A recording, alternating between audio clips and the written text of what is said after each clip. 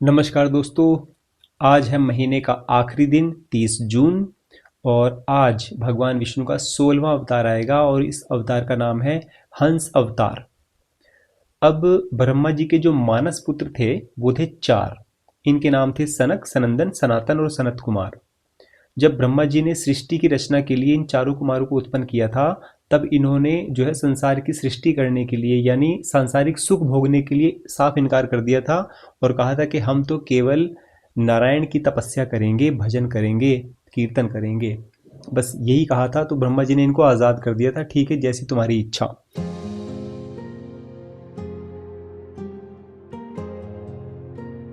फिर उन्होंने दोबारा सृष्टि की रचना की थी जिसमें मनु और शत्रुपा जो है वो हुए थे और उनसे आगे सृष्टि की रचना हुई।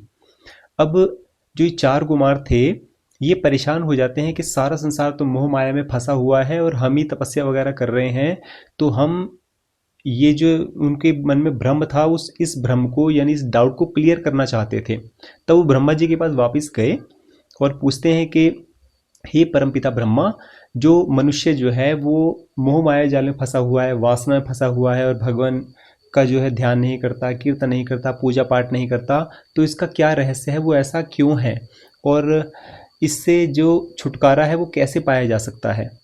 तब ब्रह्मा जी जो है ये गूढ़ ज्ञान जो है, गहरा ज्ञान जो है उस समय उनको बतला नहीं पाते और असमंजस में पड़ जाते हैं कि मैं क्या करूं।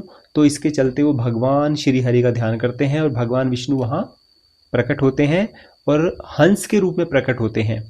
अब हंस का ही रूप उन्होंने क्यों धारण किया, वो साक्षात भी तो आके बतला सकते थे, लेकिन संसार को ये ज्ञान देने के लिए हंस का अवतार लेना आवश्यक था।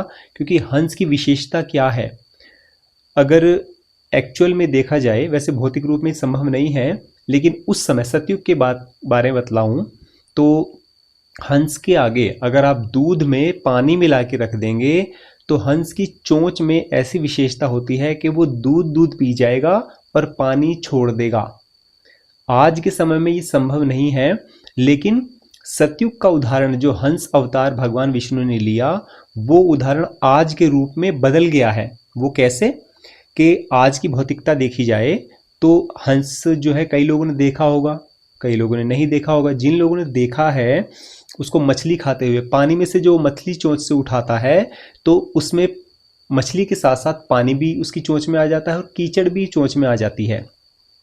तो हंस की चोंच में कुछ धारियां होती हैं, जैसे आटे छाने की छन्नी होती है ना, ऐसी धारियां होती हैं टेढ़ी मेढ़ी। उसमें से जब वो मछली का भक्षण कर लेता है तो पानी और कीचड़ जो है उन्हीं धारियों से बाहर निकाल देता है। तो इससे इस चोंच को हम इंसान की बुद्धि भी कह सकते हैं कि जैसे इंसान के मन में, उसकी बुद्धि में अच्छे विचार भी होते हैं और बुरे विचार भी होते हैं, तो हम यहाँ हंस की तरह अपनी बुद्धि यानी चोंच का इस्तेमाल करके, बुद्धि रूपी चोंच का इस्तेमाल करके बुराइयों को बुद्धि से बाहर फेंक सकते हैं और अच्छाइयों को ग्रहण कर सकते हैं। यही रीज़न था कि भगवान विष्णु ने हंस का ही रूप लिया। और दूसरा उदाहरण देखा जाए तो सत्य और असत्य। सत्य को आत्मा कहते हैं, आत्मा को सत्य कहते हैं, लेकिन जो असत्य है वो क्या है, बुराई है, यानी भौतिक है। भौतिक जो है वो नश्वर है, जो नज़र आने वाली चीज़ है वो नश्वर है, उसको मिटना ही होगा। अगर हमने इसको बनाया है, चाहे वो कोई इस्तेमाल करने की चीज़ हो या कोई मनुष्य हो, कोई स्त्री हो, कुछ भी हो, वो भौतिक है, हम अपनी आंखों से देख सकते हैं, तो उसे ने नष्ट होना ही होना है। दूसरी ओर सत्य, सत्य क्या है, आत्मा। आत्मा अमर रहेगी, लेकिन आत्मा जिस शरीर में रहती है वो शरीर भौतिक है, नजर आता है, उसे मरना ही होगा। और आत्मा क्या है, सूक्ष्म, जो नजर नहीं आती, आप उसे अपनी आंखों से देख नहीं सकते, तो वो क्या है, आत्मा यानी सूक्ष्मता है।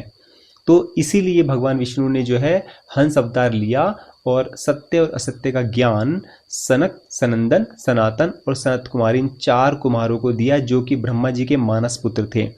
तो दोस्तों ये सुख सागर से ही भगवान विष्णु का 16वां अवतार जो था मैंने आपको बतलाया, और इसी के चलते जो है संसार का भ्रम दूर हुआ। लेकिन कलयुग के चलते ये भ्रम फिर से पैदा हो गया है। आप ले लो, मुझे ले लो, हम सिर्फ भौतिकता में ही जी रहे हैं।